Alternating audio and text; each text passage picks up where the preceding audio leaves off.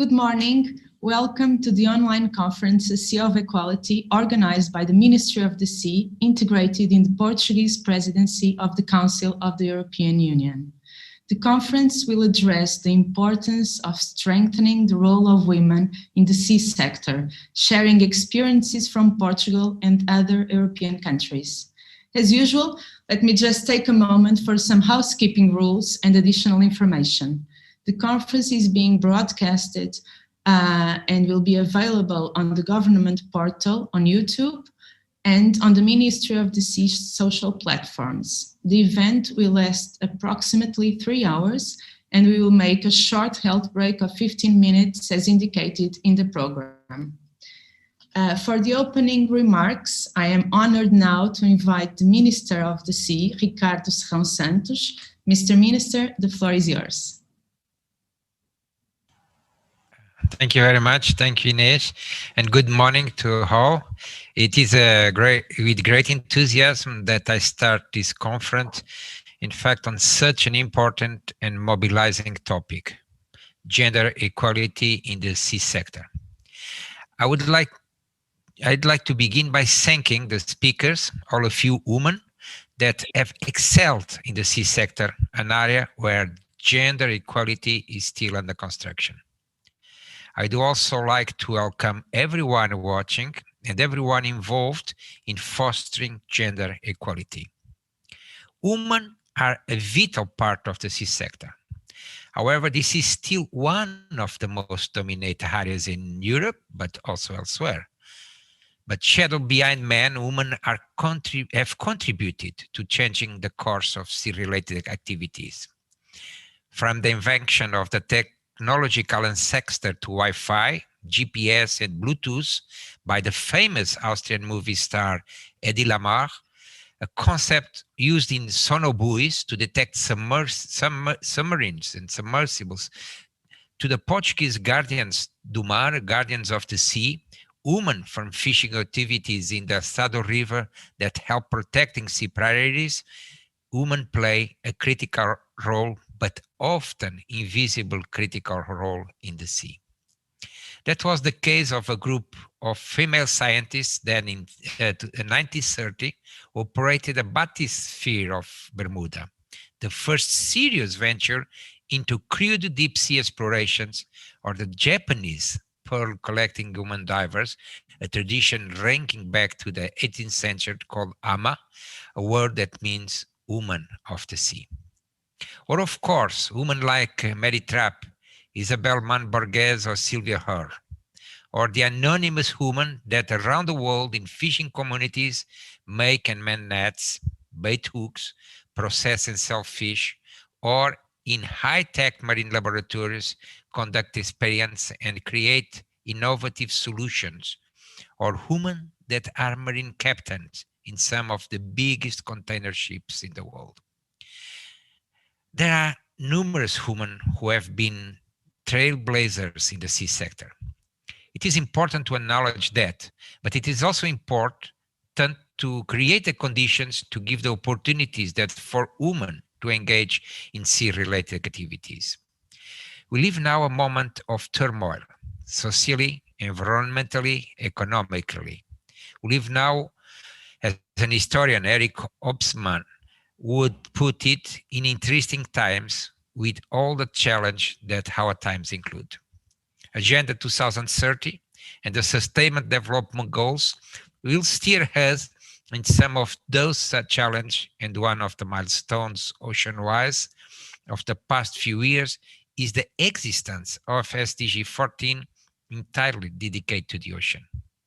But SDGs can only be accomplished as a whole, and SDG 5 on gender equality is critical to achieve the 17 goals. During the Portuguese presidency, we want to advance this debate, but we are also determined to progress at a concrete political level, helping to make this issue a reality. To that end, we have worked closely with member states and the Commission to approve Council conclusions on integrated maritime policy dedicated to the blue economy, organized around 4 pillars: health, knowledge, prosperity, and social equity. Among these four pillars is precisely the relevance of a sustainable blue economy that is socially fair, equitable, and inclusive. The proposed conclusions address specifically the need for EU and its member states to continue to uphold, promote, and protect gender equality and women's empowerment in marine activities. At a national level, we have been concerned with this issue as well. The former Minister of the Sea of the Portuguese government, Engenheira Ana Paula Vitorino, commissioned a diagnosis of gender equality in the sea sector, and I want to follow up on its conclusions and recommendations.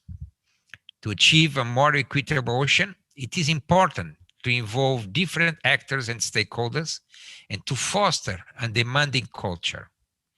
It is also necessary to promote cooperation between activities, public, private, business, academia, NGOs, everyone, because only then can we reach this formative process we so much need for the ocean and for society in general. In a few days, the Portuguese presidency will convene the social summit. Gender equity and equality is deeply enriched in the European social values and needs to be part of the backbone of the sea sector. This is the message that led us here. The clear political choice to bring this topic to the front run of the presidency. Until we have equality in the sea for all, we do not have equality in the sea at all. It's time to acknowledge that. Without further ado, I will leave you and now with a set of remarkable speakers. Thank you very much. Now the floor is to you, Inês, to continue leading this conference. Thank you very much, Mr. Minister. The first session now is dedicated to the equality at sea in the European context, a comparative approach, focusing on the experiences of different European countries. I have the privilege now to invite the first speaker, Ilenoviada, Director General of Maritime Policy. She is currently, as I said, the Director General of Maritime Policy under the Minister of the Sea of Portugal, and she has over 20 years of professional experience in academic, industry, and political roles as a lecturer, both at the University of Lisbon and the University of Angola, as an expert at the United Nations, European Union, and other institutions, and as a manager and coordinator in the fields of life and ocean sciences and bioeconomy. With a PhD in biomedicine from the Imperial College of London and an executive post-graduation in leadership and strategy in biotech and pharma from Harvard Business School, she has founded a few startups and was co-founder and CEO of BioAlvo S.A., a Portuguese biotech company. And she was also executive director of Blue Bio Alliance, the Portuguese network for marine bioresources sectors. Ilenoviada, the floor is yours now. Thank you.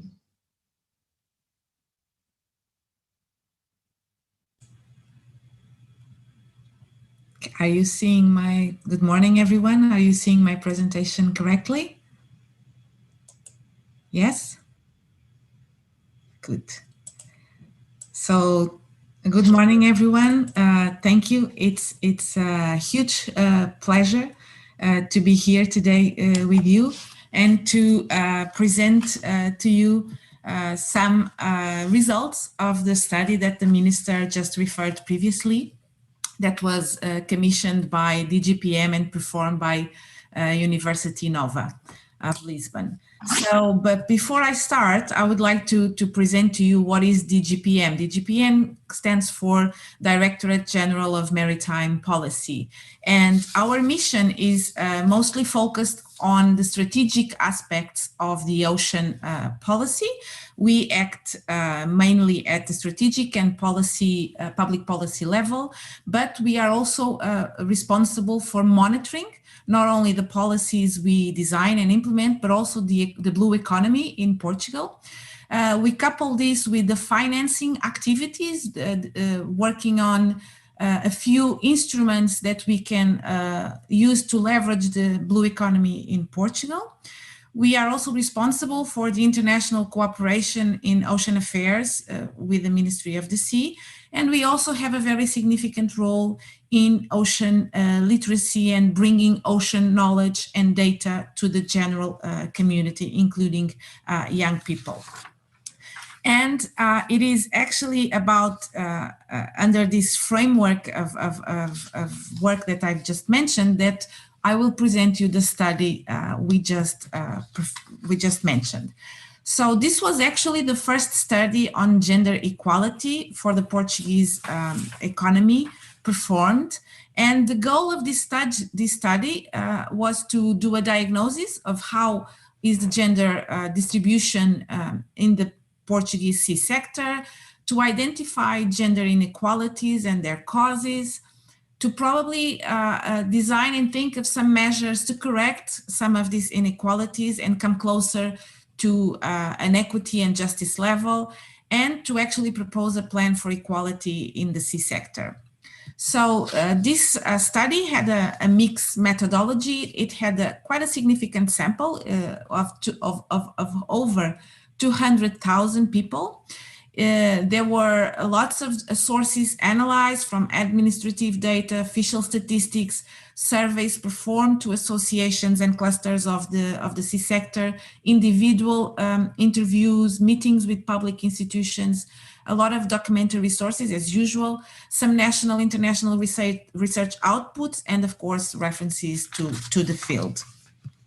And the results, which is I think the most interesting part of this study, are here. So in the Portuguese sea economy, we have a feminization rate of around 25.2%. So about 1/4 is a female workforce. And where we find most of this workforce is in the fish processing industry, followed immediately by the research and development and the higher education sectors, which is an interesting point that I will come back to later. And then we have, like in enterprises and governments, below 50% of women predominance. Also very interesting, as I mentioned, is the rate of feminization in the higher education and R&D. And it's very interesting to see that this is a known data. Portugal has quite a few female in the science and STEAM, so the so-called STEAM courses when they are training, so actually under 25 years old. And this rhythm of female in the R&D system actually continues to be superior to the male until the age of 44. And then something happens and we lose some of these people at this point, because they either move to other careers or because they leave the higher education and R&D system. But this is an interesting data. Also, I think when we look at this and we look at the positions that they occupy within this R&D, we see that the majority are students, as I just mentioned. So in the early stages, they are either undergraduate or postgraduate students. We also have a lot of females on the technical positions. Of course, then during their early years of research, we also find almost a 50-50 proportion under the scientific research. And we have just below 50% on the lecturer sector, female. And then when you go to the top level positions, and this is something that I think we will all discuss during this event today, when you get to the top decision and the top managerial positions, then the rate of feminization drops below 30%. And this is quite significant, and I think we should reflect also on this. Additionally, so to just point here some of the data that I'm just mentioning, you have some weaknesses in the Portuguese sector, which are related to gender segregation by position. So you do have certain positions where you can find female over representation, as I mentioned, higher education, R&D, and processing industry, but these positions are in the lower decision-making positions of the pyramid, if you wanted to. There's also data showing that there's wage inequality. So for the same job and the same functions, women get less payment still. And we also observe some segregation by sector, as I just mentioned. So, for example, aquaculture, fishery sector, enterprises sector, and even policy or political level, government level, you see some segregation still occurring in the sea sector. On the other side, much of this segregation by sector, I think it's connected with the traditional notion that women are responsible for more functional or what we call domestic tasks, which ends up conditioning them in the pursuit of professional progression. This is very, very common, for example, in the fisheries sector. Interesting enough, and I didn't show all the data because we just have 15 minutes, but for example, we have quite an interesting rate of women athletes related to the nautical sports. And I think it's quite interesting to point this out. So there's a female excellence at this level as well, which leads me to the strengths, because I want to, bring out the best of the Portuguese sea economy here in relation to the gender equality. So we have quite, as I mentioned before, quite a high level of women on the professional qualification path, which is quite interesting on the higher level and getting really trained and being developing competent skills for rising up in their career in the STEAM areas, which is quite interesting. There's also happening, and the minister just mentioned a few, quite a lot of NGOs and associativism and greater recognition of the women's role in these organizations and in this sector, and how having more women on board of decision-making roles can actually help the sector to be better and improve. And of course, as the minister just mentioned, and myself at the Director General are promoting, there is concrete political actions being designed and implemented to promote gender equality under the sea economy in Portugal. But I could not stop this presentation without making a teaser for our discussion, which I think it's quite relevant to what we are discussing here today. So today we are still talking about equality. So we don't talk anymore about inequality, because I think we are over that. We are talking about equality, meaning distributing equal tools to everybody. But I think we should really focus now on discussing the next level of this conversation, which is equity, which is acknowledging that there are differences and there are inequalities, and we have to design custom tools to actually address this inequality. And then from then onward, moving to justice, which is fixing the system, not just providing the tools, but actually fixing the system to address this problem. So I leave you with this image, which I think it's quite illustrative of the debate we're going to have today. And I will just to finish up, I would like to let you know that it's been a pleasure to organize this first event of the Ministry of the Sea under the Portuguese presidency of the Council of the European Union. And it's a pleasure to be standing amongst all these amazing women we will hear today, that I would like to welcome and look forward for our discussion at the end of this panel. So thank you very much. Thank you.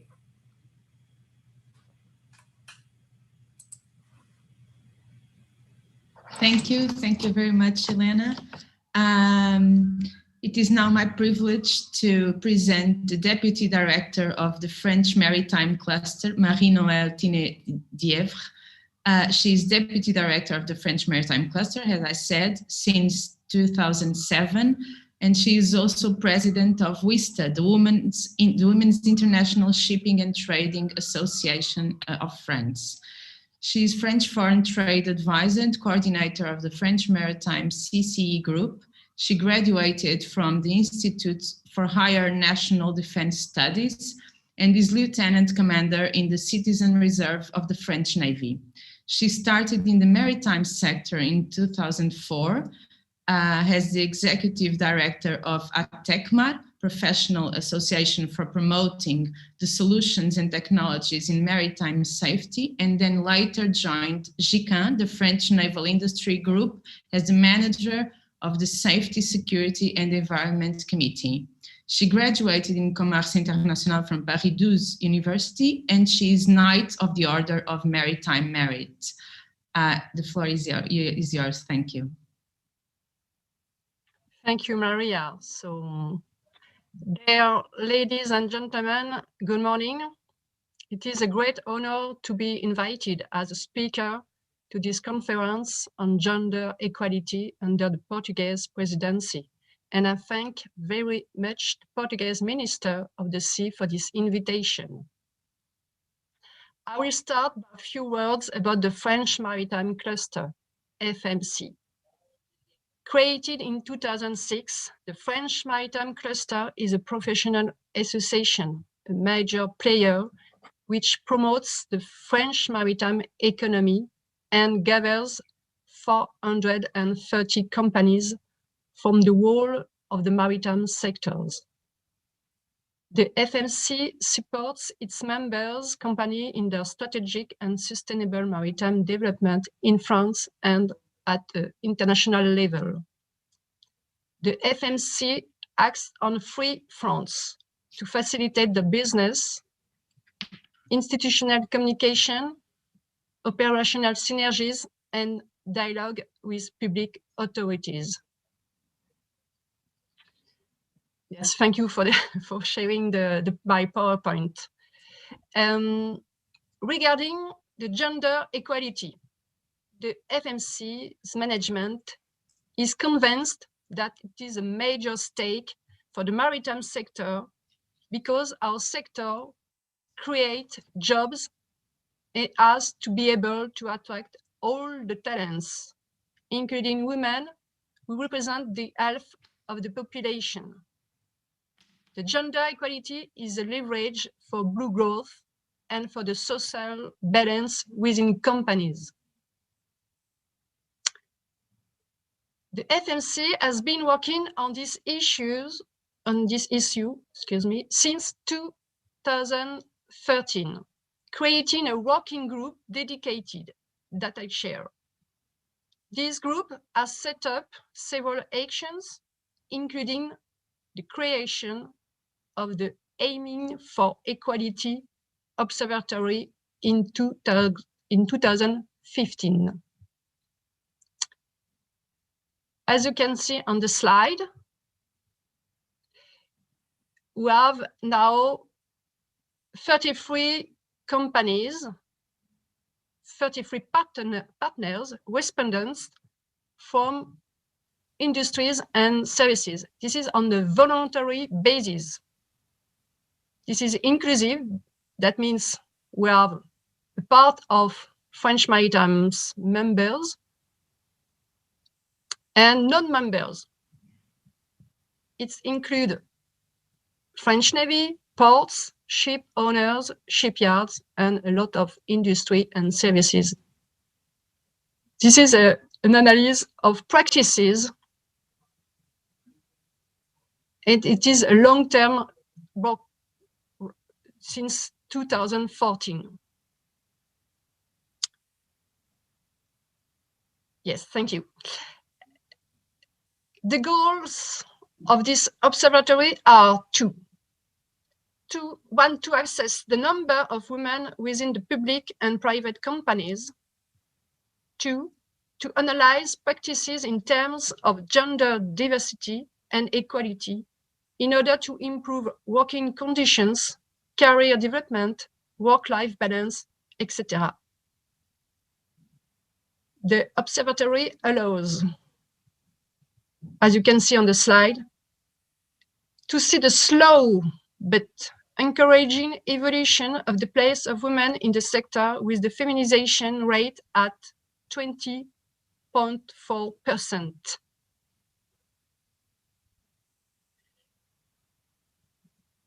And the observatory allows to have a set, next slide please, to have a set of 8 good practice sheets dealing with gender equality based on the good practices implemented by the companies.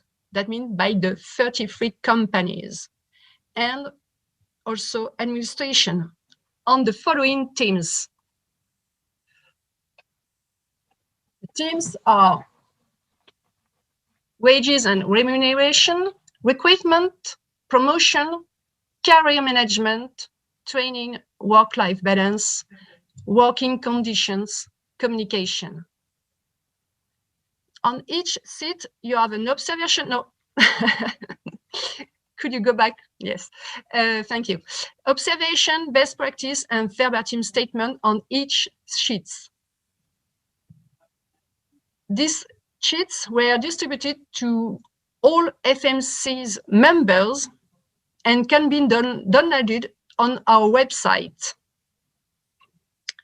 They are intended to raise awareness of these issues among all managers and their teams, and to encourage men and women at all levels to adopt these good practices in their own company or establishment. Visa France, the networking organization whose mission is to attract and support women at the management level in the maritime sector, support, of course, obviously, this observatory. In order to share more widely these good practices, Vista France had translated the sheets in English, and I will be pleased to spread them in a few days with you. So thank you very much for your attention, and thank you very much for your invitation.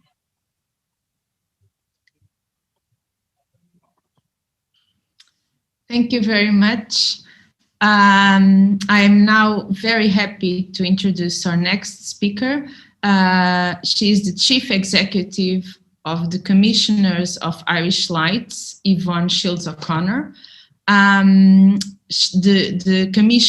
Commissioners of Irish Lights is the organization responsible for the provision of maritime safety and navigation services around the coast of Ireland.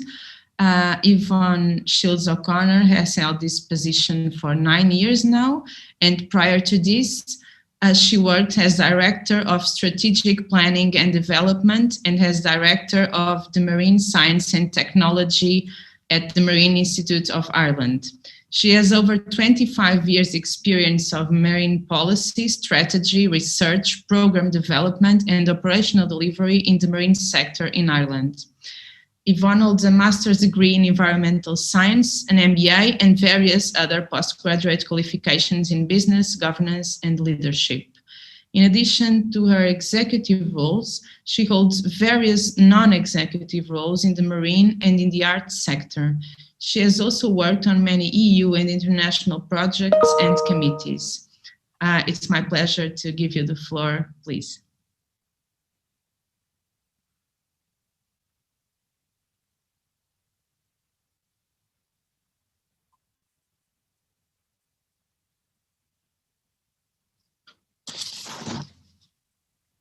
Now, can you hear me?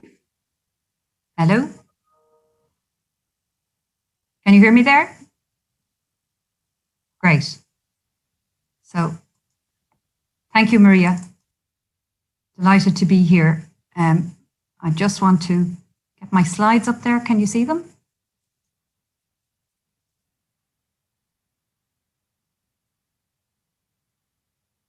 Great, okay. So good morning, ladies and gentlemen. I'm absolutely delighted and honoured to be here with you this morning to share with you some thoughts and observations from my personal time in the marine sector, working in the marine sector in Ireland for over 25 years. A special thanks to our conference organisers and EU presidency host, Portugal, and to the Minister for the Sea, Mr. Santos, and his colleagues for organising this very important initiative. As Maria said in her introduction, I'm the Chief Executive of the organisation in Ireland that has responsibility for maritime safety and navigation services around the island of Ireland. We operate a network of physical and electronic aids to navigation around the coast. We inspect and audit over 3,200 local aids to navigation. We provide wreck marking and recovery services, data and information on weather and sea state, and we support local communities to operate marine tourism and heritage services. My organisation, Irish Lights, has been in existence for over 200 years. We have downsized considerably in the last 20 years, and we now employ 148 people, only 16% of whom are women. But this is increasing, I'm pleased to say. I was appointed 9 years ago, the first chief executive to be appointed from outside of the organisation and the first female chief executive.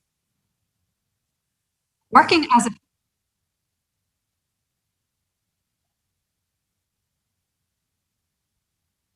Okay, sorry about that. We'll try again. Can you see it? You're seeing the wrong screen. Okay. Okay. Because, excuse me. We'll stop again. Okay. No.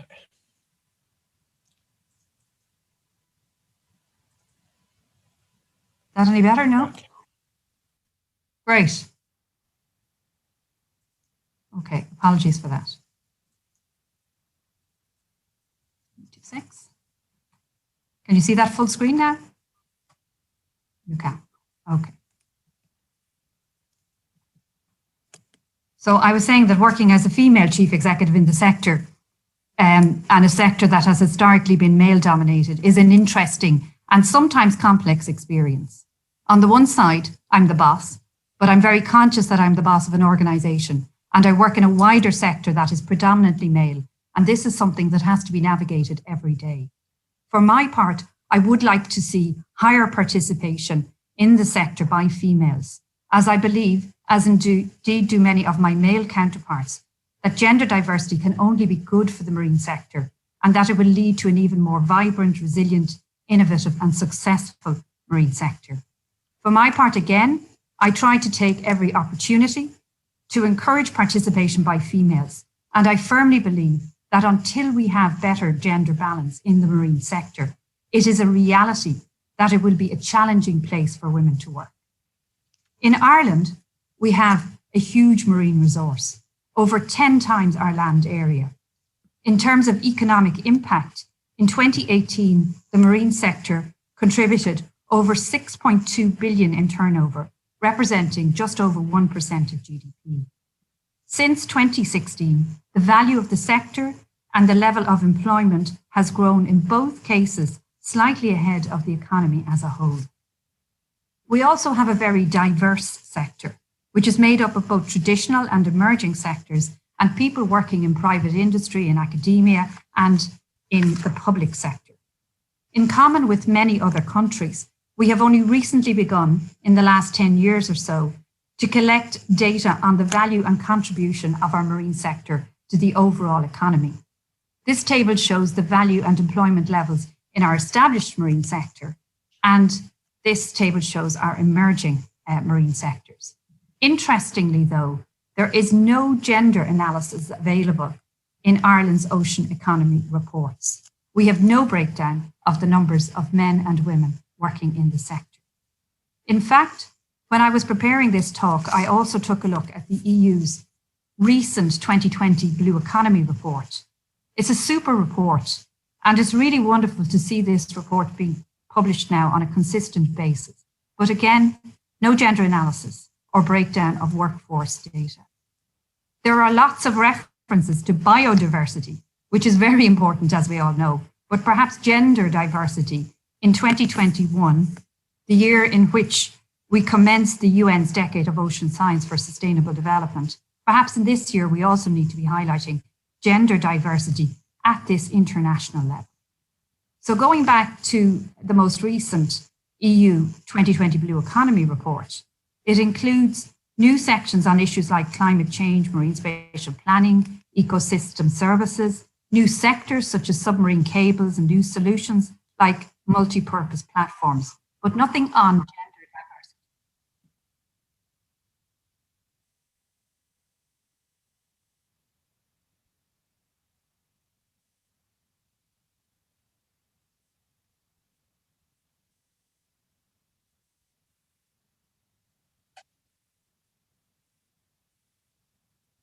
Can you see now? It's not changing. I'm so sorry.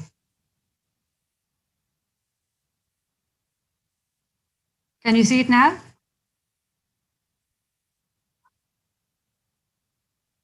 Okay, I'm sorry about that. I don't know why that is.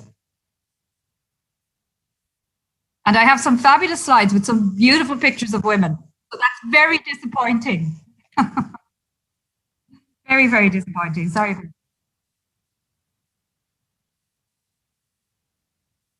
Okay, okay. Well, hopefully, hopefully you can follow me. Can you without the slides? No, I'm just saying to the audience, can you follow me without the backup slides? You can? Okay, great. So apologies for that. So I just wanted to say that, you know, there's no doubt that there's an increasing focus, and that's why we're here today on gender diversity in the marine sector at both EU and around the world.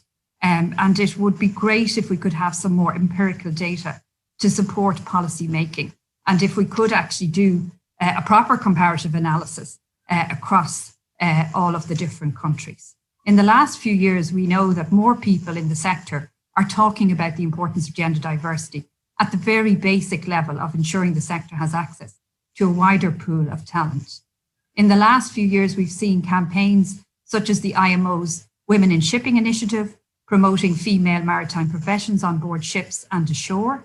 The International Maritime Rescue Federation has just published a report on women in search and rescue, which notes the importance of female role models and recruitment campaigns aimed at women. It also notes that in some instances, there is an unconscious discrimination for women in terms of lack of proper fitting equipment and appropriate facilities. It's a very good report. I'd recommend it to you all, and it shows just how important it is to delve into the detail of the various subsectors in the marine sector itself, which of course is hugely diverse. In marine science as well, we're also seeing leadership from Europe, with the EU Horizon programme now requesting gender diversity plans for participation in its programmes.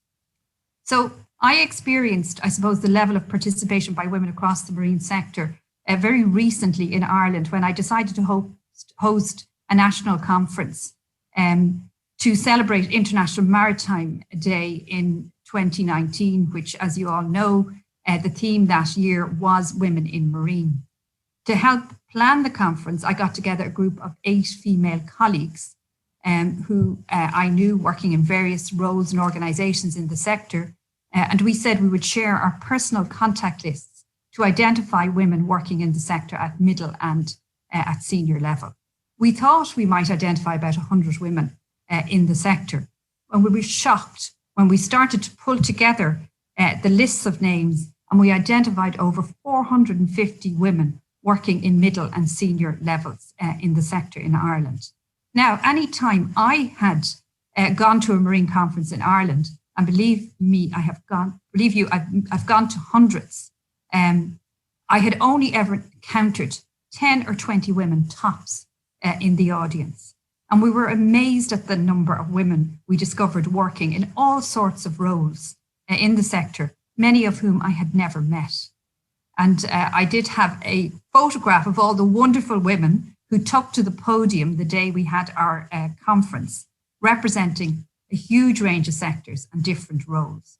It really opened my eyes as someone who worked in this sector for 25 years. In fact, I was in shock.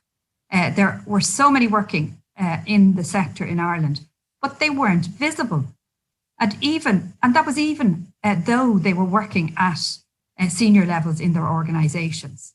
It was very interesting. They don't tend to represent the organisations externally or maybe formally. And I just wonder why that is. So we had at least resolved one problem, the question of role models. We have fantastic role models, thankfully, but we don't actively promote them, which is a shame. And I think we need to start doing this. I don't think it's going to happen organically, because I get the feeling that many women just keep the head down and get on with the job and don't talk about it. In fact, I would go so far as to say that many women are quite reserved. And that's, of course, until they get into a room together in their numbers. We know from our conference that we just got fantastic feedback. The women who attended were really appreciative of having the opportunity to meet one another and discuss issues of interest and relevance to the sector with their female peers. It was also very interesting that we got a lot of requests from males looking to attend the conference, but we decided to make it a female-only event. And when we mentioned at the end of the event that we might run it again and invite our male colleagues, there was an overwhelming no. I don't think for 1 minute that was anything to do with the women who attended not appreciating or valuing male colleagues. I think it was just more to do with the fact that these women had never had the opportunity to meet their female peers in such large numbers. We had 150 women there that day. There was a real sense of empowerment in the room. And I think people just wanted to protect that and draw a little bit of strength from it. So I'm telling you about this conference because it was a recent experience and it leads me to make a few general observations about equality in the marine sector and why it's important and why we might need to encourage and support it. So in terms of its importance, well, obviously, I think we all know that to be successful, we need to draw on the full range of talents that are available to understand and develop the marine sector, recruiting the very best of men and women. We know there are huge questions and issues to tackle, as the Minister said earlier on, and we need to transform our ability to do this by including women in decision-making and leadership roles. We need to increase our ability to collectively solve problems and prevent groupthink. And the bottom line is that organisations which are diverse and inclusive are better places to work. How can we encourage more women and more balance? Well, in my opinion, we need top-down recognition by men and women and support for promoting equality in all aspects of the sector. There are a huge range of potential careers available. We need to promote, as I said earlier on, role models. Be it, see it and you can be it. We need to positively discriminate to encourage women into leadership roles. We need to actively use images of women in recruitment campaigns. We need to support training and equality of opportunity, provide facilities and equipment for women.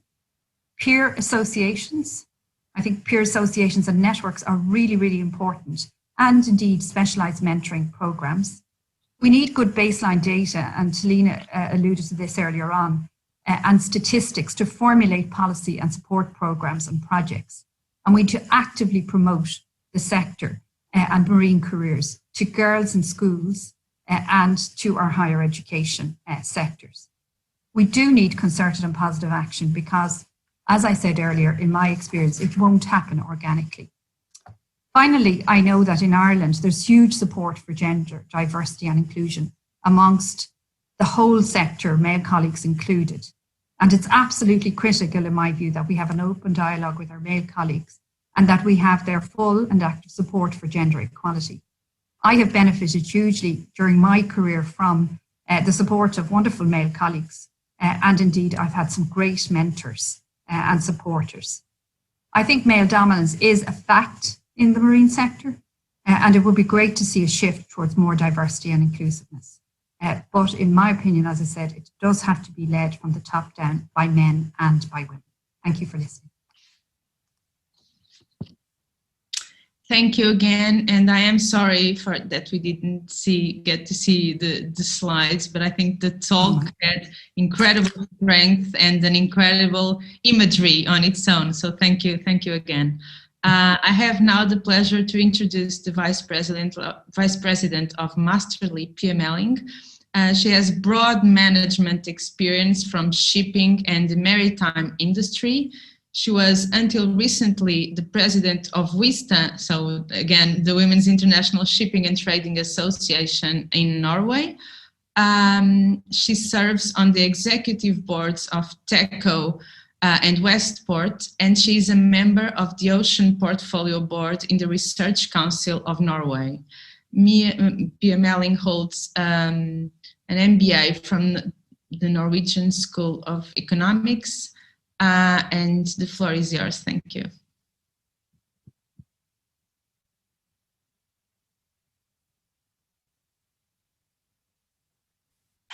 Sorry, I had to unmute.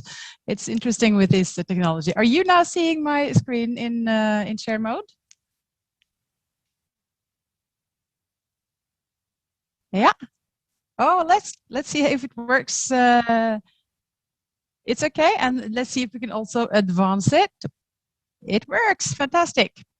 Well, thank you so much to the previous speakers, and of course for getting invited to speak here. It's a great honor, and this is a subject that is very close to my heart. I'm passionate about it. So I just wanted to comment on a personal note to what Yvonne brought up about women not being visible, which is also the case in Norway. But when I started in my job in Masterly, which is a joint venture between two big companies in technology and shipping, actually only 2 weeks into the job, my boss told me, can you go to Taiwan to this Smart Port conference and do a presentation in front of hundreds and hundreds of people? And I was shocked that he wanted to send me because I'm not an engineer. I have a business background, and I thought I've hardly learned what autonomous vessels are, which is what we're doing in Masterly. And he sent me there, and that kind of set the stage for me that I could speak about this because nobody knows much about this anyway. It's a new subject, and that gave me a lot of confidence to be in the front and discuss this in the media and in the conferences and so on. So I just want to really emphasize that what Yvonne said, we need females to be visible. They also need to be pushed into such roles, because it's not always the feminine preference to be so visible and speak in public and so on. So we have, of course, this issue with most conferences that I attend, that on technical subjects especially, there are like a handful of women and sometimes only me. So that's also why I spent a lot of time working with Vista, and I think Marie-Noël mentioned it briefly. You know, Vista has been around since 1974. It has 3,800 members from 54 countries now, and it is a great support for women, especially in management positions in our industry, but in general, to build a network with female professional females from all sectors of our industry, and also to attract younger female talent into our industry. It's a big challenge, of course, to make sure that we get all the talent we need for our future challenges. So in Vista in Norway, we also focus a lot on dialogue with the men. So we have male members, which is not so usual in Vista internationally, but we have, I think, around 20 male members now, and we really try to get engagement at the high level, senior level in the shipping companies, also from the males, because it doesn't always help that women talk among themselves about what needs to be fixed. We actually need to engage the men as well. We also have a mentoring program, of course, a lot of networking sessions in Vista, and help each other. and Vista International is also a partner with IMO, has a consultative status with IMO, and are assisting many other organizations and cooperating with many other organizations. So it's a great network. I would really recommend all females working in the sector to look into this. So back to the status in Norway in our maritime sector. There was a membership survey done by the Norwegian Ship Owners Association last year. And of course, it's not representative of the whole industry, but at least with the ship owners, there is still just 16% women employed. And actually in the deep sea segment, only 3%. And this is in a country where female participation in general is very high. So, of course, women tend to be more employed in the cruise and ferry segment than the tank and the bulk segment, traveling across the oceans. And only 7% of the seafarers are female. And again, they're very overrepresented in the cruise segment and ferry segment. And only 15% of management positions are held by females, and only 15% of the board positions are held by females. So it's not very good numbers. And also 60% responded that they have no measures to improve this gender balance in place. Around 30% responded that they do have, and I guess the rest didn't know. But I can definitely see that only this last year, since this survey was published, things have actually started to change, especially in Norway. I think the decarbonization of the fleet and the challenges related to the digitalization that we see is really pushing also diversity. Most companies realize that we can not only recruit from half of the population if you really want to solve these big issues that we have ahead of us. If you really want innovative solutions, you need to have diverse teams, and you need to get the very best talent. And you cannot have such a narrow focus on your recruitment base. So it is actually really a good movement ongoing, I would say. So it makes me hopeful that we will get better numbers quite soon. And as a speaker in conferences and so on, I'm often asked to speak because they need women. They want women on the program, and they're reaching out to those women that they already have seen. And I'm trying to promote other women that are not so visible, because both the media or anybody organizing a conference, it's so easy for them to just choose the ones that they already know or they have already seen before. So we all have a big job, I think, of finding all the great voices and women out there and make them more visible. As of Norway in general, we have a very high participation of females in the work, or in management positions as well, much more than in the maritime industry. And there are some reasons for that. It has been a policy for a long time that, for example, it's actually an equal sharing of the parental leave. So there's a maternal quota and a paternal quota of 15 weeks each that is reserved for the mother and the father. And if the father does not have time to take his 15 weeks with childcare, then that is null and void. You cannot transfer that to the female. So it's like a really strong incentive for the father to do this. Otherwise, you will lose that support from the government that you could get to stay at home for those 15 weeks. So that's, I think, really a big change in our society. And of course, we have subsidized and guaranteed childcare from the child is 1 year old. You should be able to get a good childcare and a kindergarten for your child, which is also helping a lot. We have a quota of minimum 40% of each gender needs to be on the board of directors for stock-listed companies. Of course, then for non-stock-listed companies, we don't see that they are at that level, but at least for large corporations that are stock-listed, there is a minimum 40% gender representation Normally that is the women that needs to be increased. There's also a high female share in the higher education. Actually, it's almost like it's a problem now that the men or the young boys are not able to follow the pace that the females do in the education system. That they struggle more to get the good grades, and they're struggling actually to finish their education to a larger degree. So you could almost see that this will impact the future somehow, and we have to make sure that also the men in the future are getting equal opportunities, of course.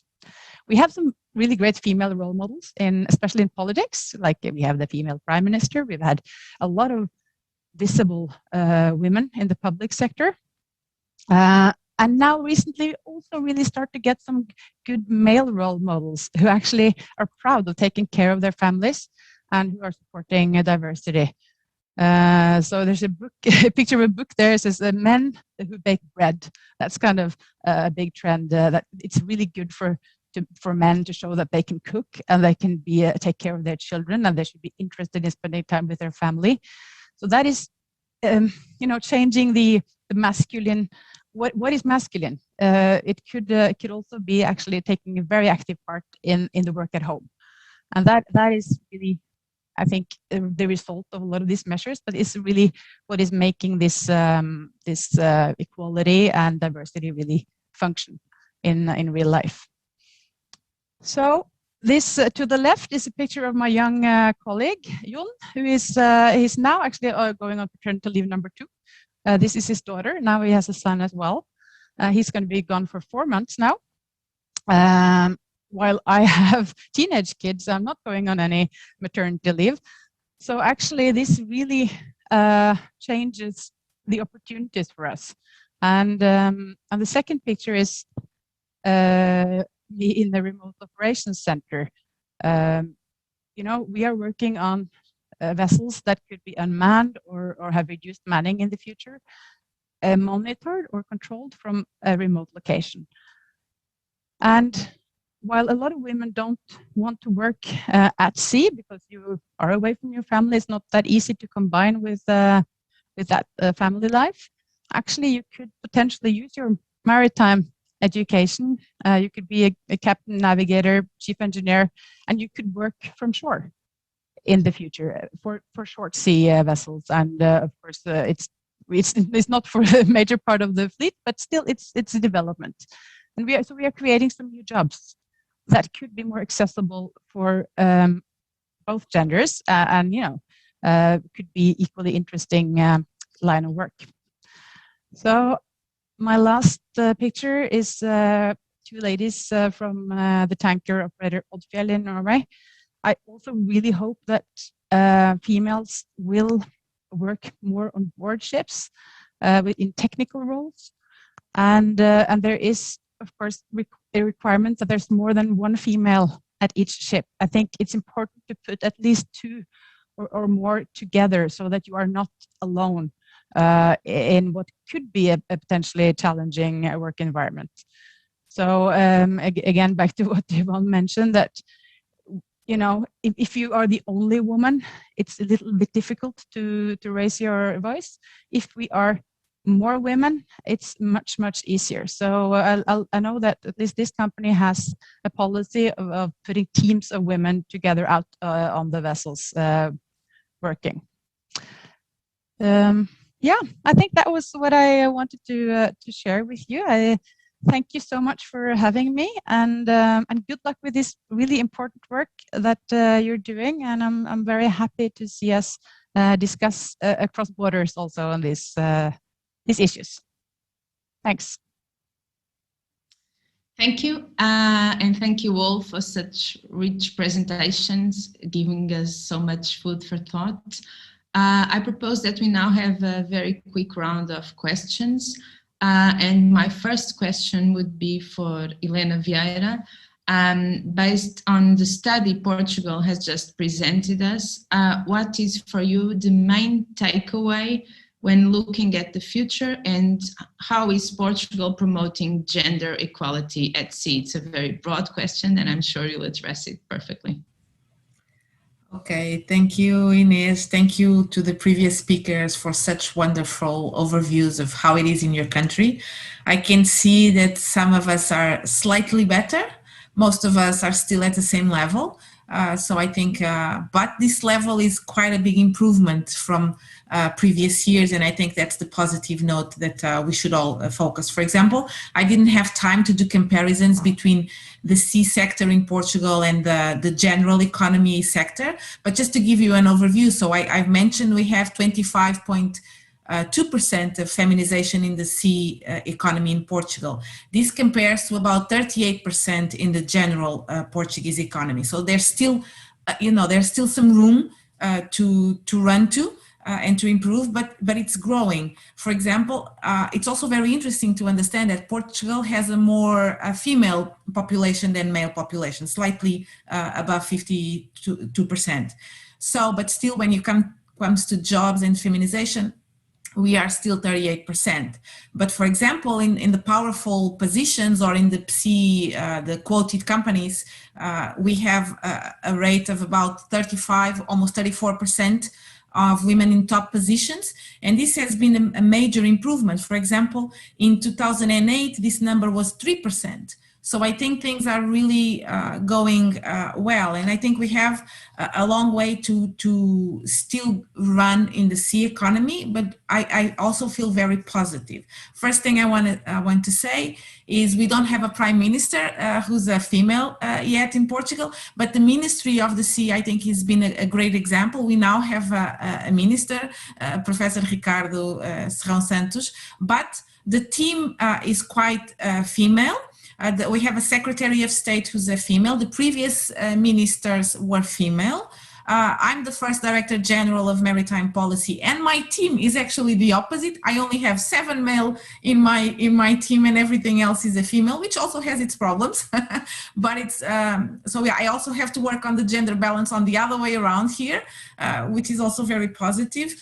I would like to say also that our new National Ocean Strategy 2030 that was just presented at the end of the year, and it's now being for approval, I hope this week, actually has some measures within this National Ocean Strategy that will ensure a continuous work on gender equality in the sea economy. So we have measures, for example, to capacitate women to equal access to sea-based professional careers. We have adapting measures to fight discrimination and unequal opportunities, and also measures to empower and leverage their employment rates in certain sectors where it is lacking. I would also like to say that in some sectors, the work of female, like the Minister Ricardo mentioned, is quite invisible, but it's there. And this is very common in the traditional sectors. Even like Pia mentioned, in the shipping sector in Portugal, we have women actually in very powerful positions, but they are not so seen as the men who are on board the ships or who are working on the more technical fields. But actually we have these women on the board positions or in the marketing and sales position, which actually are making quite a big difference to the success or insuccess of these companies. Also, I think it's important that this women leadership position in R&D or in the higher education, that I think both Marie and Pia mentioned that this is also the case in France and in Norway, where you have a lot of women in higher education, and this might become a problem for the male counterparts to actually accompany this development. But we also have to remember that we are being trained at this level for our scientific capacities.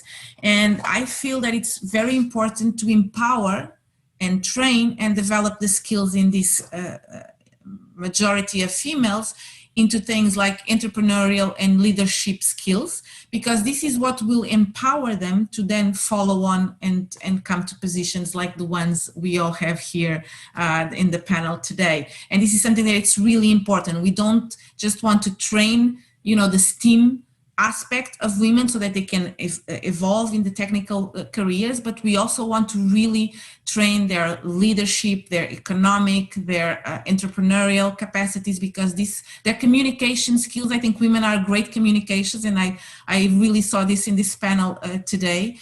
It's very important for them to then later on move to these positions. Of course, more examples. And I think what just happened in the United States, this last election was a very obvious effect of how this actually has an empowering positioning for women.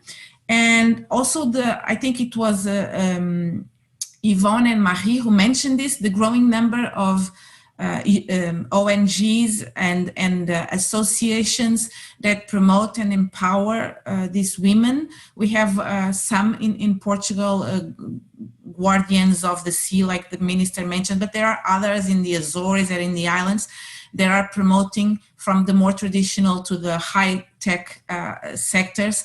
They are really very relevant on the community level work that they can do to really help diminish and empower women into this work.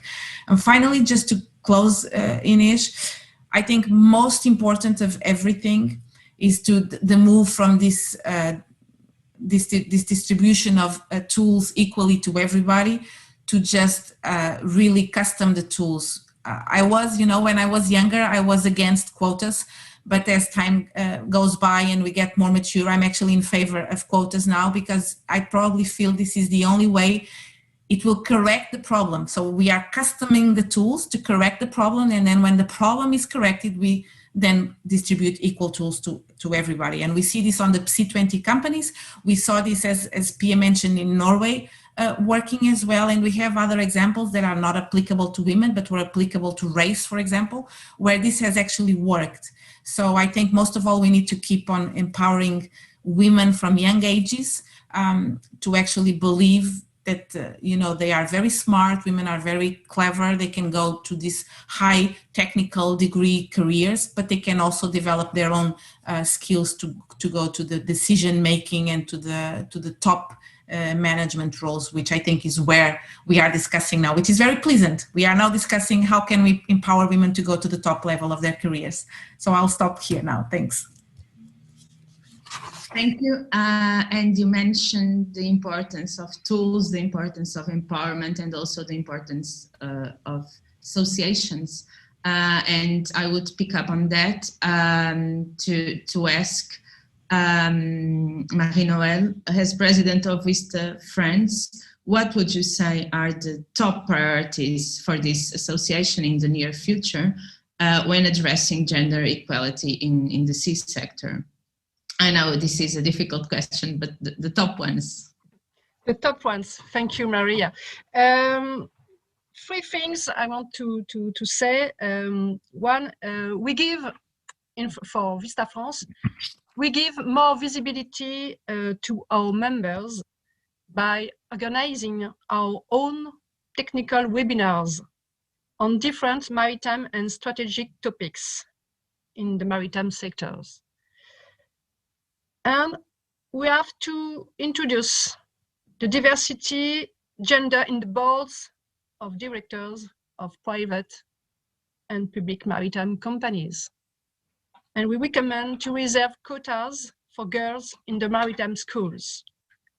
This both recommendation has been sent to our French deputy Sophie Panonac last summer because she has made Happy Blue Days reports, and we give our recommendation of Vista France inside this report. So this is our message. We want to accelerate the movement. We need more diversity gender in the boards of directors of the private and public maritime companies. That's it. Thank you. Thank you. And I would now ask Yvonne Shields-O'Connor, as you mentioned, women are increasingly engaged professionally in the sea sector. but you said that in your presentation, fields as the one Irish Lights represents are traditionally male-dominated. You have also mentioned the need for women not to be alone, and Pia Melling went to that point also. I would like to ask what else needs to be done, what other changes need to be done to go even further? I think the big change, Maria, in the last few years is that the conversation has started now, you know.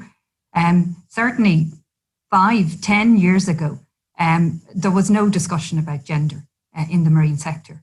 You know, in my experience, you know, there was no real focus on this, but there is a huge focus on it over the last number of years. And in fairness, a lot of that focus has come from the shipping sector. Certainly, you know, again, from what I can see, and also to some extent in the research and the education sector. So it's brilliant to see that we've started a conversation now, and we're moving in a direction, and you know, we can really benefit from that and draw strength from that, and we need to continue those conversations in a very visible and concrete way. It's interesting, I'd like to endorse Helena's comment about the quotas.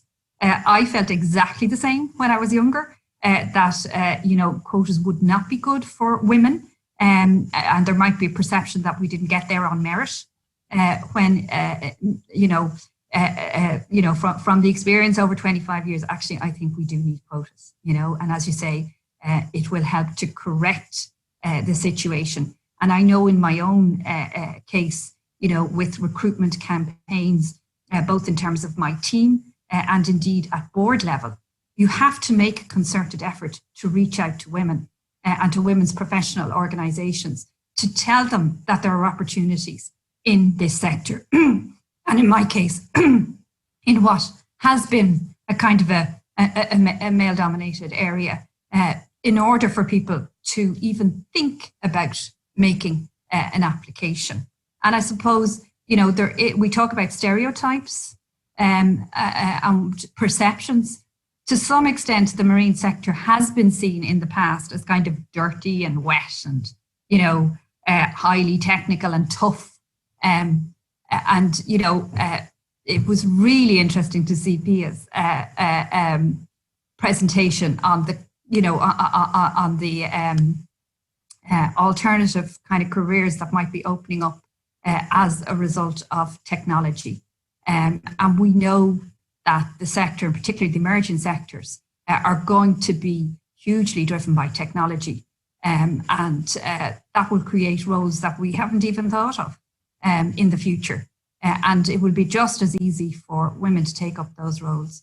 And there should be just as much opportunity for them to take up those roles as there are for men. So I think these are the kind of changes that we're seeing. And certainly in Ireland, there's a huge focus on the marine sector and developing the marine sector. And you know, I think, you know, while we don't have the analysis, I would say my gut feel is that we're probably sitting at about 20% participation by women, but I'd like to know that for a fact.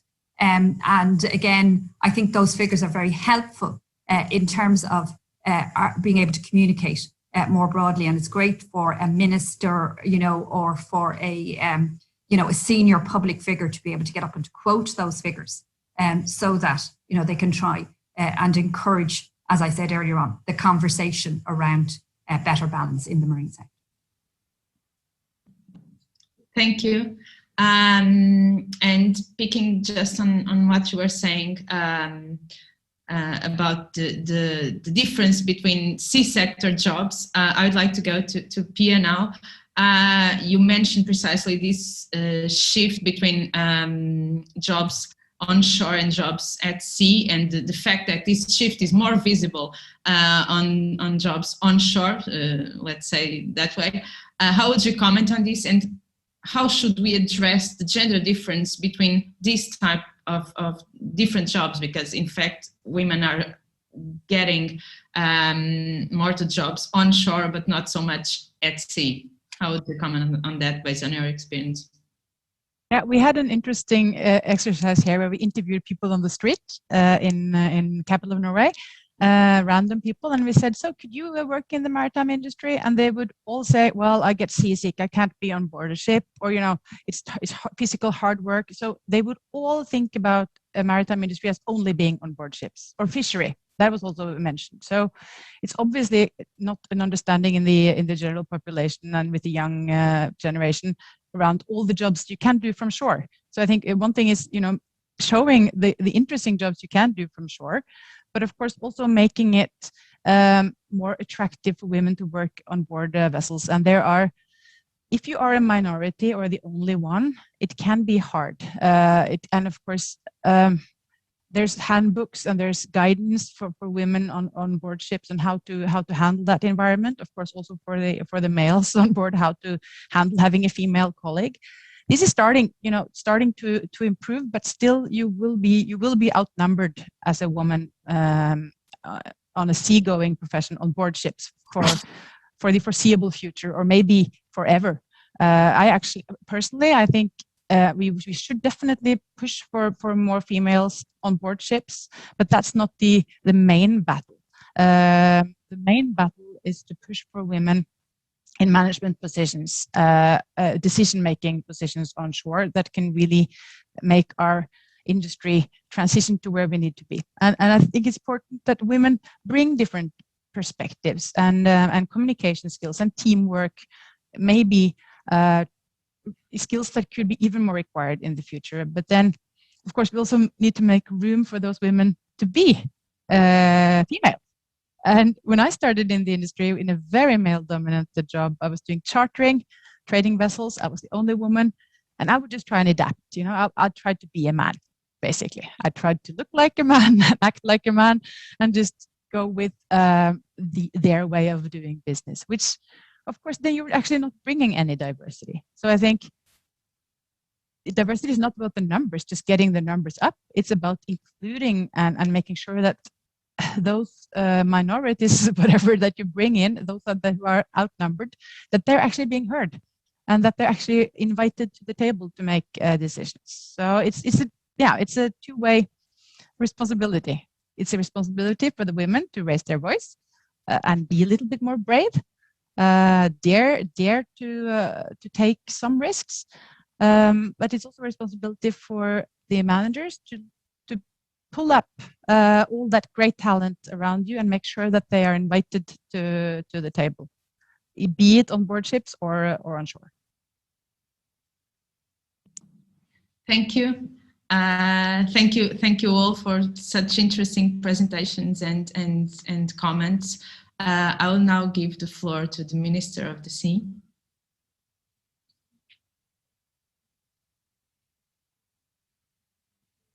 Okay, thank you very much. I had to unmute.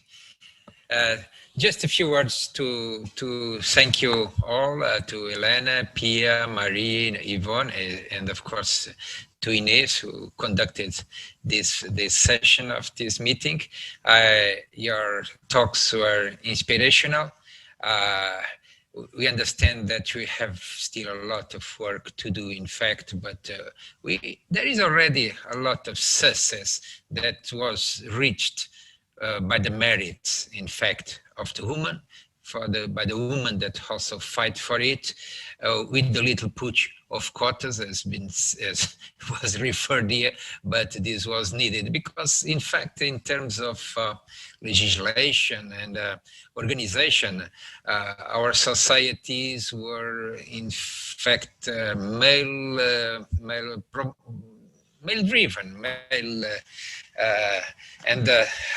so we needed at the same time transformations on the law. I understand that in Europe we are on a good track, but still things have to be done. I must say that I was preceded by two great ministers of the sea in Portugal, women ministers, and now I'm on the heritage of their great work. And my office, my advisors, in 9 advisors, 7 are women. And as was mentioned by Elena, the Secretary of State is a woman.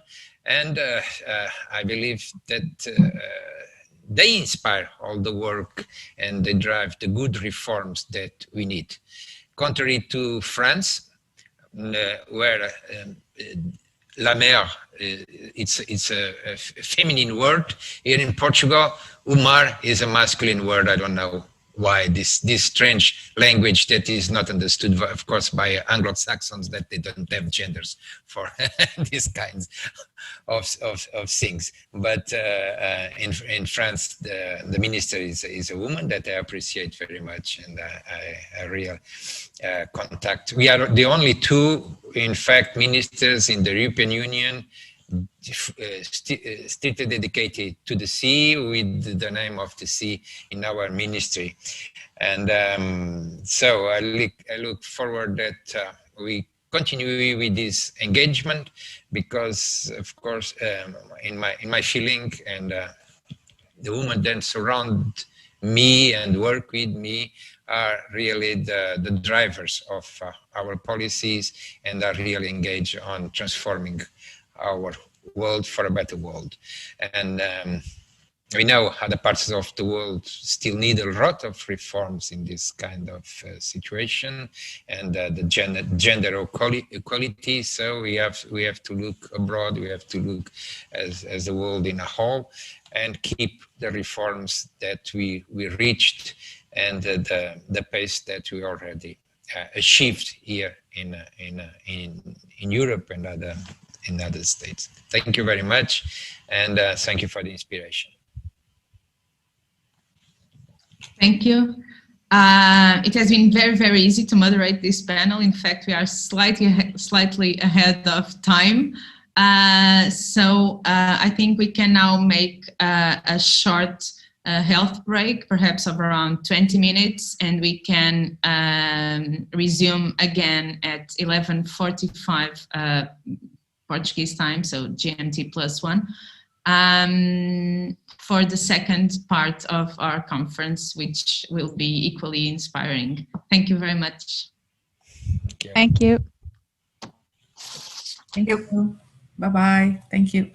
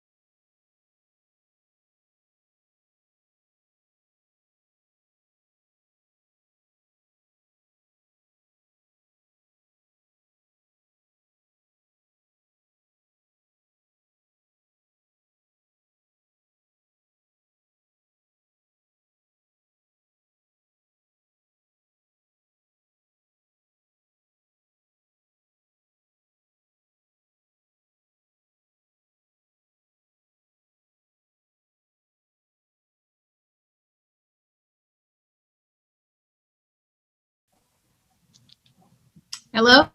Thank you very much for staying with us for the second part of the conference, dedicated to the way forward, how to stem gender equality at sea.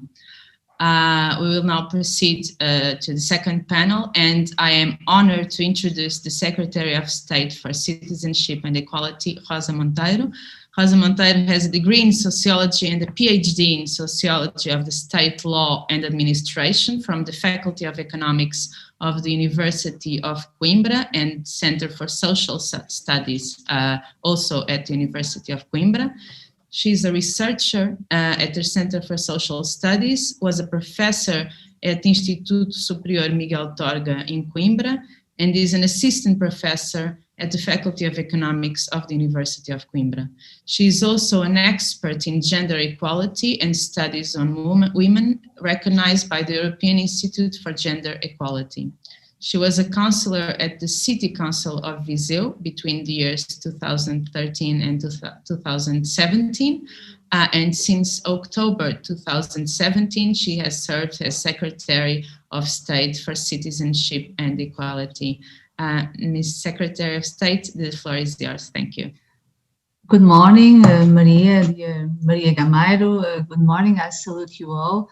Dear Irina, I would like to thank the Minister of the Sea for this very important and inspiring event that puts gender equality at the heart of sea and maritime policies as a condition for realizing Europe's social model and blue economy.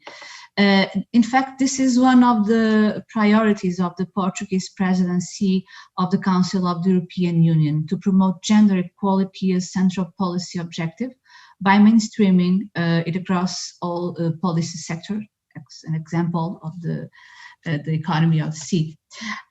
This is particularly urgent as sectors such as coastal and marine tourism, as well as fishery and aquaculture, are severely affected by the coronavirus pandemic. Moreover, as the blue economy contains a huge growth potential, also in terms of its contribution to a green recovery, women cannot be left behind.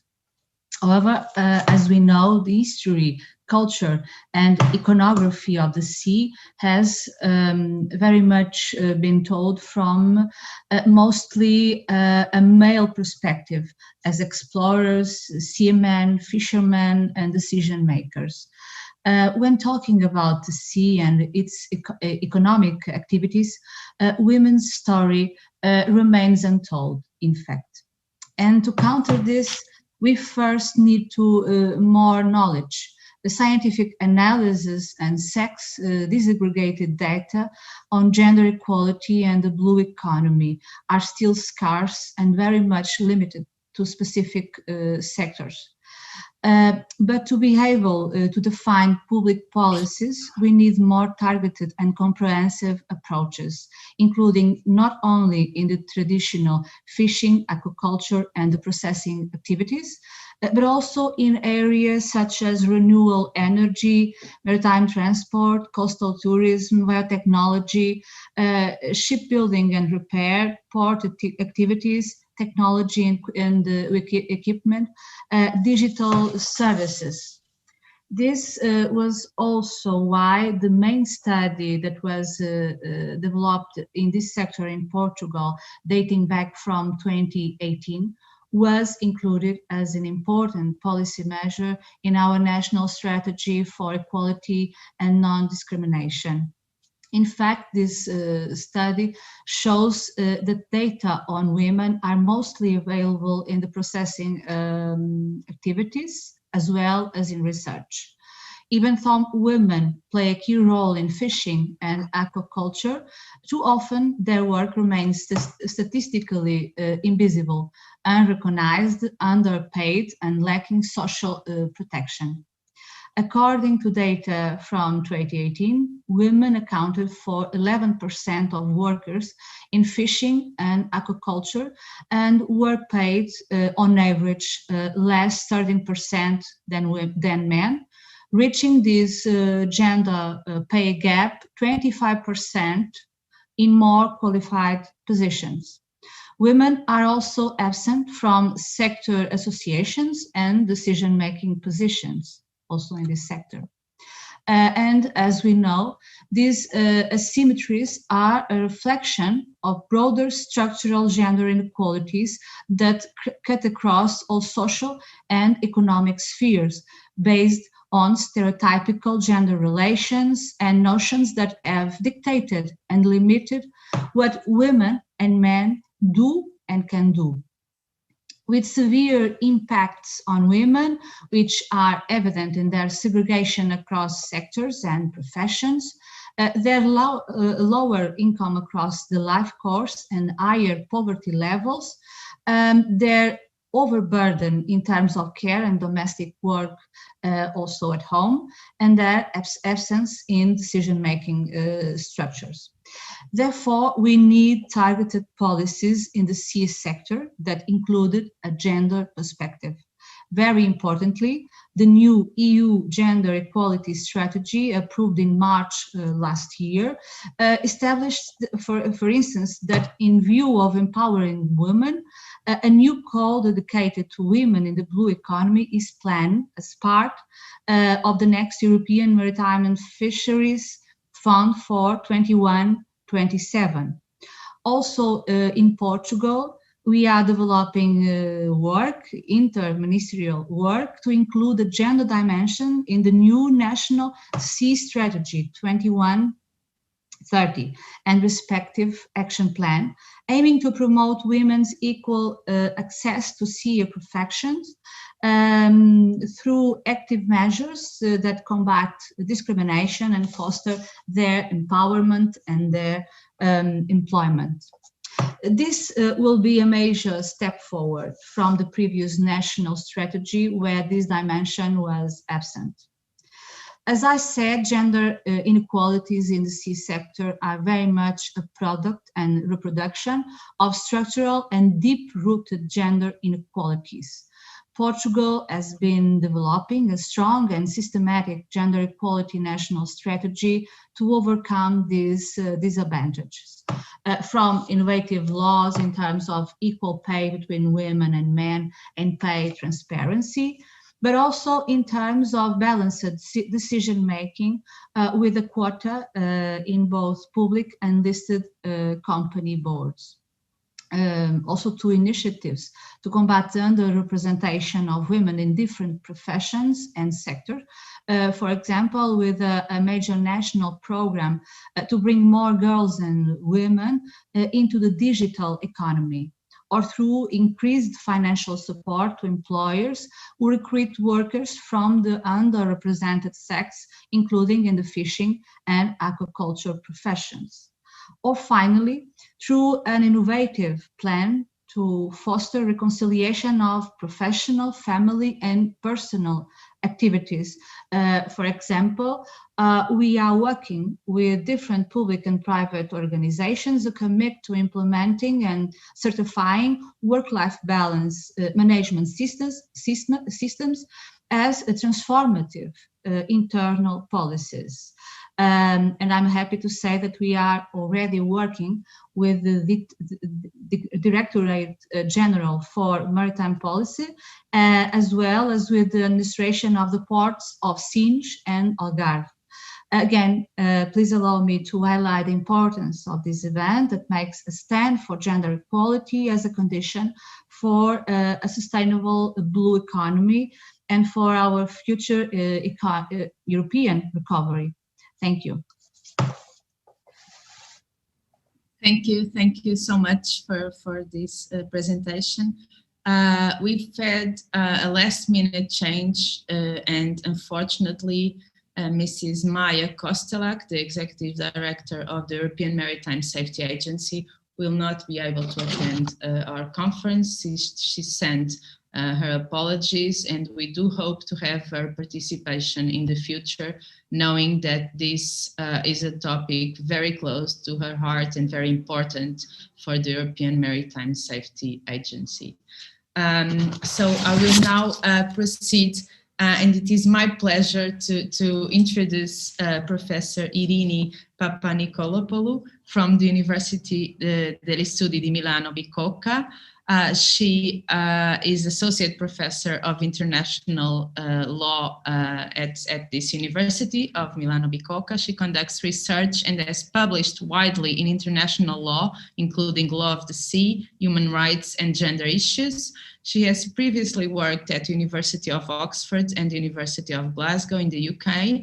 She is a visiting professor here in Portugal at Católica Global School of Law and at the University of St. Gallen in Switzerland, and has lectured, among others, at the International Maritime Law Institute of Malta, the Institute of Advanced Defense Studies in Italy, and the Sanremo International Institute of Humanitarian Law. She is the author of International Law and the Protection of People at Sea, and Il confine marittimo, unità o pluralità, and the editor of Gender and the Law of the Sea and other collective volumes, as well as the author of numerous other books and book chapters. She is co-convener of the interest group on law of the sea of the European Society of International Law and of the Italian Society of International Law. She has occasionally acted as legal advisor for the Italian Ministry of Foreign Affairs, the Italian Ministry of the Environment, and other states and international organizations. Please, the floor is yours. Thank you. Thank you very much, Maria. Good morning to all. It is a great pleasure to be here today. And I would like, first of all, to thank the Ministry of the Sea of Portugal for the very kind invitation. It's really an honor to be among such excellent speakers and to address ways to ensure that gender equality and the empowerment of women at sea become a reality. Now, I am an international law professor, so my intervention will mainly address legal rules, those that already exist and those that should exist. But I would like to start my intervention with two facts. The first is that at the world level, women compose roughly 50% of the population. And the second is that the sea actually covers more than 70% of the Earth's surface. Yet women still seem almost absent from the seas. And this means that 2/3 of the world's surface is the prerogative of 1/2 only of the world's population. It is almost exclusively men who work in maritime jobs, such as shipping and fishing.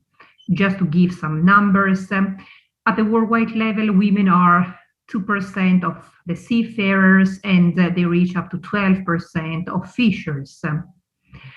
But this inequality continues elsewhere. In particular, it is men who have made the rules applying to oceans, from Hugo Grotius, the famous Dutch author of Mare Liberum, to the negotiators of the 1982 United Nations Convention on the Law of the Sea, which is often termed the Constitution of the Oceans.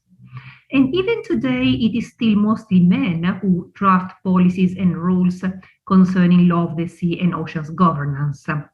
It is men who apply them and who adjudicate them. Again, just to provide a couple of examples, in the 2017 meeting of parties to the Law of the Sea Convention, women heads of delegation of states were 28%.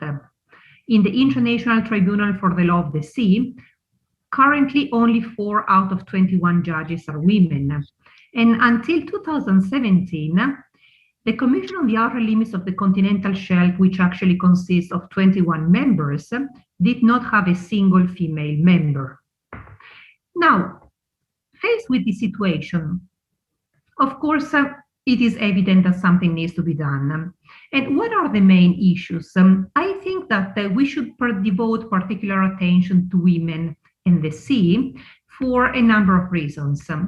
First of all, women in maritime jobs, in shipping, fishing, offshore oil and gas, navies, scientific research, and other sectors, as well as everywhere else, and we have seen this even recently, are often discriminated, marginalized, and disempowered just because they are women. Furthermore, women often do not have access to decision-making concerning the seas and oceans and their resources. Women more than men face abusive practices, including sexual harassment, rape, and human trafficking for forced labor and sexual exploitation. And finally, as already highlighted in the previous session, women's contribution often goes unacknowledged. For example, women work on the basis of informal arrangements or within family companies. This is particularly the case in fisheries. And they lack adequate access to justice and legal mechanisms for redress. Now, this picture, as again was highlighted a number of times, is changing. The percentage of women directly involved in maritime activities is constantly increasing, thanks also to some pioneering national and international initiatives, some of which were presented this morning, that have as their aim to eliminate barriers to entry and promote gender equality in a number of different fields. And I think that it is worth stressing at this point that this process of change is, of course, not due to any physical changes in women. Women are not stronger or more intelligent than they were before, but rather to our more mature understanding of how gender impacts on society. And I should add that gender considerations are not exclusively hurting women. They also negatively impact on men. In fact, the traditional expectation that a man be strong and dominant has led for centuries and is still leading today to a great extent, many men not to acknowledge the degrading conditions in which they work, sometimes amounting to inhuman treatment or even torture, and not to make use of the law enforcement mechanisms that are today included in treaties and domestic legislation. This lack of action thereby perpetuates patterns of abusive practices at sea, as recent reports on human trafficking in the fishing sector have documented. Now, this situation needs to change, and I think, maybe because I'm a law professor, that law plays no small part in this process. Law is a tool to pursue societal aims, be they the preservation of the established status quo or the promotion of reform. If the aim is to block women from entering into the seas, as it has been in the past, then laws will be enacted to bar women from studying in naval academies, from being employed on board vessels, and from seeing their rights as workers, for example, maternity rights, but even dedicated healthcare on board vessels, recognized. On the other hand, if the objective is to facilitate the entry and work of women in the maritime sector, law will allow them to engage in any maritime activity on an equal footing as men, for example, by prohibiting discriminating practices and ensuring equal pay. Labor law and human rights law in particular are necessary components of any reasoned strategy to promote the increased participation of women in the maritime sector. Now, looking at the international level, I think there is an evident gap in this regard. It is a sad fact that while we have a significant number of international instruments that address maritime activities, and more generally oceans law and policy, they generally are not concerned with the people who are at sea, and with very few exceptions, they are entirely silent on the presence of women at sea. This creates a situation in which regulation on gender equality, women's empowerment, and protection from vulnerability is scant, occasional, and fragmented. For example, we do have a convention on the elimination of all forms of discrimination against women, the 1979 CEDAW, but it doesn't mention the seas. And we saw that we have a treaty on the law of the sea, but it does not refer to women even once. We actually have a more recent treaty, the 2006 Maritime Labor Convention, provisions of which aim at gender equality for seafarers. However, these provisions apply only to seafarers, not to fishers or to other people at sea. For example, people working in the oil and gas industry or in marine scientific research. This treaty therefore highlights, rather than resolving, the general lack of an appropriate legal framework. And what is more, The alleged technical character of the law of the sea and oceans governance is often invoked to justify unconcern with gender issues, whilst in reality, it perpetuates gender-based and other patterns of dominance. If we look at policy instruments, again, we see that they generally don't refer to women and the gender they mention. This is true for both European Union acts, such as the Integrated Maritime Policy and the International Oceans Governance, and for international acts, for example, the United Nations Oceans and Law of the Sea resolutions. Against this background, I think this is the moment when law and policy should unite to achieve gender equality and empower all women and girls, as required under Sustainable Development Goal 5, also at sea. On the one hand, in the last years, we have witnessed a renewed attention to gender equality in all fields. The European Union has vowed to achieve gender equality and empower all women and girls, in accordance with the aim of the international community. And on the other hand, as has already been mentioned, this year starts the UN Decade of Ocean Science for Sustainable Development, which will focus the attention of the international community on oceans and everything maritime for the next 10 years. Most importantly, this is a moment where at the European level, the European Union is taking fundamental steps. The Integrated Maritime Policy, but also the European Strategy for Marine and Maritime Research and the Blue Growth Strategy for promoting a new vision for Europe's oceans and seas. I think it is therefore crucial that this new vision be informed also by gender considerations, lest it leaves women once more outside the picture. How can we achieve these aims? Well, of course, there is a lot of work that needs to be done. But I think there are two actions which are quite necessary. They are two separate actions, yet they are closely interrelated. On one hand, I think that gender discourse should be introduced into law and policy in a comprehensive way. It should not be any more an occasional reference left without any implementation rules, but it should be streamlined into all documents concerning oceans and the law of the sea. In this way, we could ensure that policy tools, legal instruments, and rules and legal remedies dealing with the sea and maritime activities take into account and comprehensively address gender equality, empowerment of women, protection from vulnerability, and equal participation. But I think that in order to do this effectively, we must do something more. We must actually question the apparent neutrality and technicality of all these tools, legal instruments, norms, and remedies.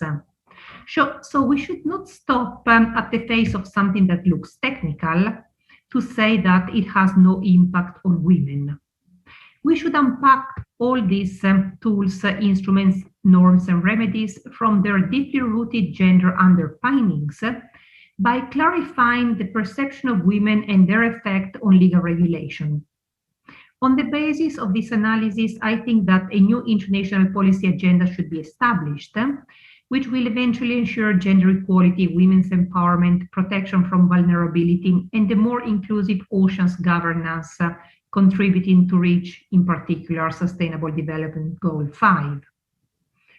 These are aims which cannot be achieved by anyone alone. They need a collective effort.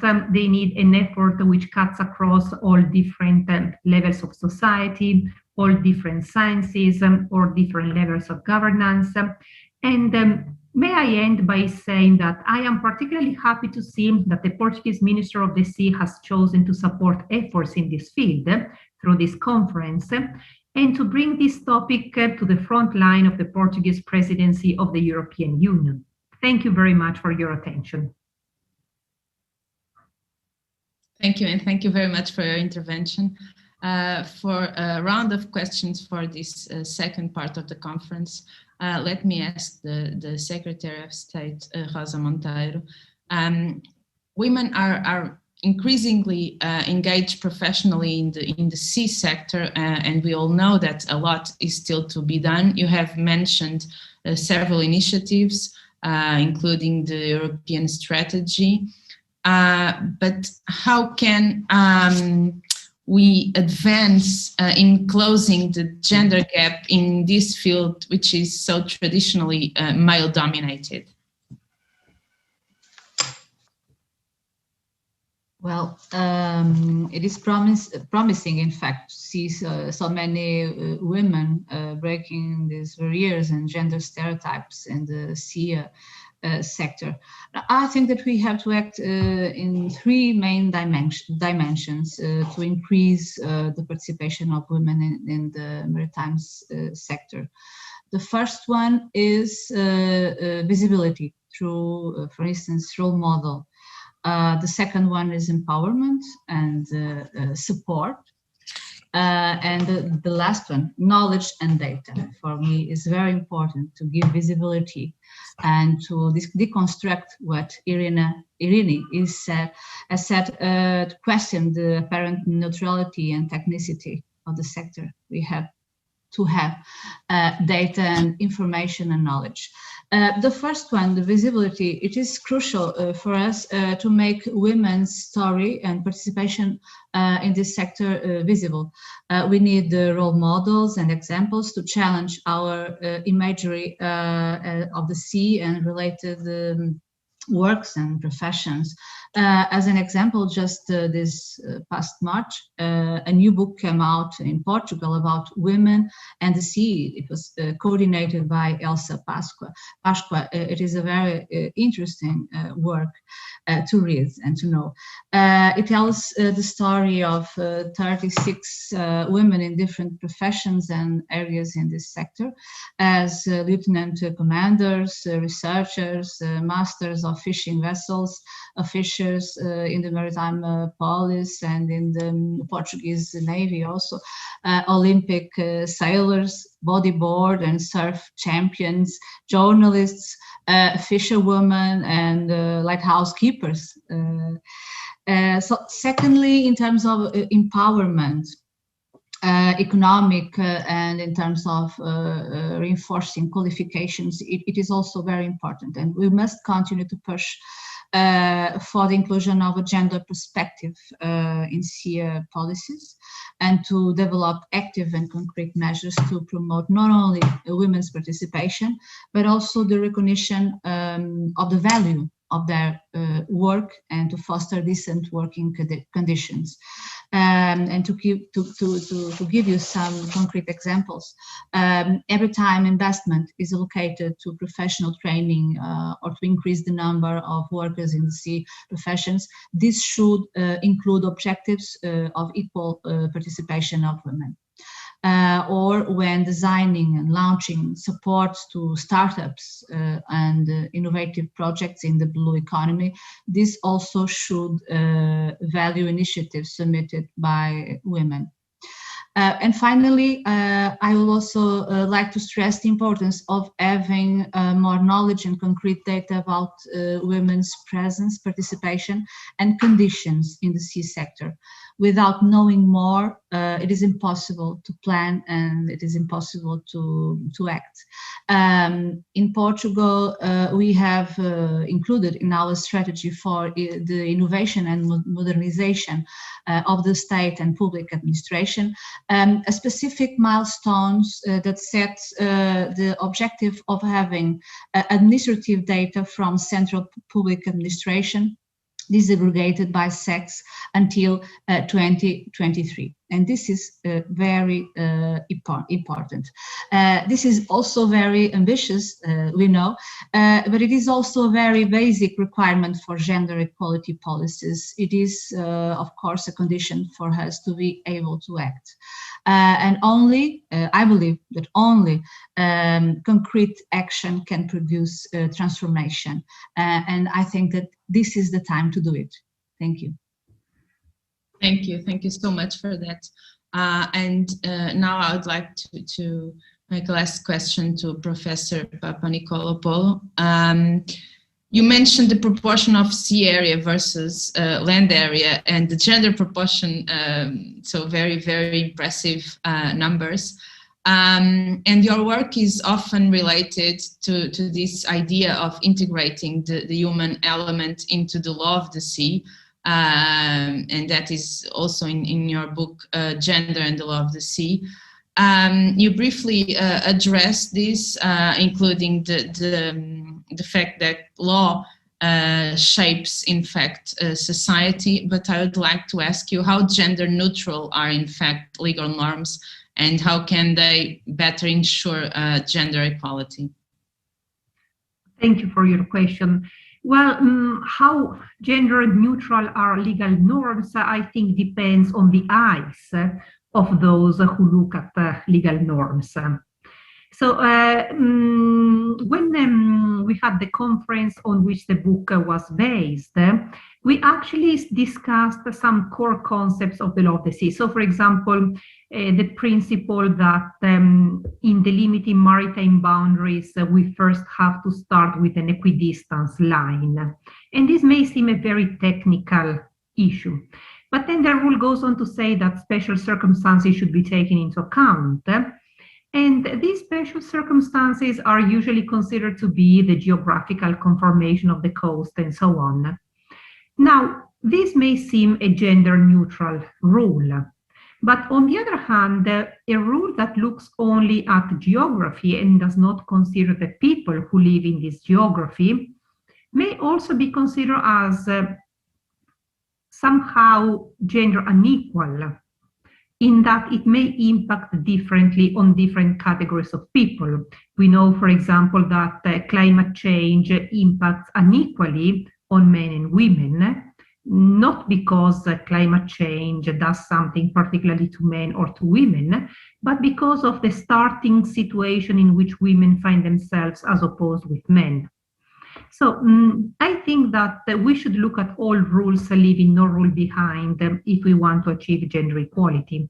And in this respect, we should distinguish between two scenarios. The first one is situations in which women are present. So in activities where women do actually participate, we need to have rules to ensure that their rights are equally protected as those of men, and that they may give their best to whatever they are doing. But we should also look at those situations in which there are no women. And we should look at law in this context to see if there is something in the existing rules and regulations that actually bars the entry of women in that specific sector, or at least makes it more difficult or less appealing for women to undertake that activity. Shipping was mentioned before.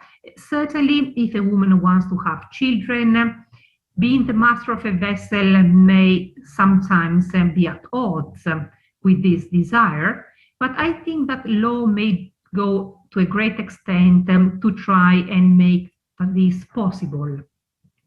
So I think that we need to revise all the rules. And as I said, we need to revise all the rules, not only in the detail, but also in the great policy lines. So we should work along two lines, have the general principles, and then apply them concretely, looking into all the different situations. Thank you. Thank you so much. I would even go to the detail, or maybe not detail, aspect of language, just recalling that in the law of the sea we often refer to the common heritage of mankind and not humankind on such a wide space of the ocean. So much to be done, in fact. Thank you so much. Now we are pleased to share a video message from the European Union Commissioner for Equality, Elena Dalli, and I hope you enjoy it. Good morning, and thank you for your invitation to speak at your conference. The European Union and its member states have set the objective of a 75% employment rate for both women and men, but we still have a long way to go to improve the situation of women in the labour market. This is particularly true for the blue economy, which is still predominantly male-dominated in Europe. Men provide most of the labour on board fishing vessels, and men own the majority of fishing boats and aquaculture farms. In fact, only 3.7% of those employed in EU fisheries are women. In aquaculture, the female proportion is higher, but still well below 25%. These statistics do not do justice to the important role of women in fishing communities and indeed in ensuring food security in Europe. Just think of the thousands of women working in processing, marketing and sales. There is also a high rate of female labour in, for instance, the harvest of seafood along our shorelines. But this labour remains invisible, and this is why women often work unpaid or at very low wages. Around 15% of European small-scale family-run fisheries also rely on the unpaid work of women for activities such as accounting, banking, marketing, and grant writing. Next to the lack of financial stability and economic independence for large groups of women, this situation leads to a stark underrepresentation of female workers in the governance of the sector. We really need both the male and the female perspectives on the challenges ahead, including food security, climate change, and the protection of marine natural resources. The situation is similar in other sectors of the blue economy, like shipping or offshore renewable energy. So we need to change this reality, and the Commission can help. The new European Maritime Fisheries and Aquaculture Fund ensures that measures to support women in the maritime sector will be continued and strengthened. The Commission will issue a new call for proposals dedicated to women in the blue economy in 2022. We are also making efforts to raising the profile of women in the formal governance of the sector, for instance, through FLAG, the EU Fisheries Local Action Groups. Equality between men and women is at the core of EU values, and it is enshrined in our legal and political framework. Gender equality must be guaranteed in the ocean economy as well. I thank you for your contribution today, and I congratulate the Portuguese presidency for bringing this topic to the attention it deserves. Thank you. I would like to thank again for the very interesting and motivating interventions that we had here today.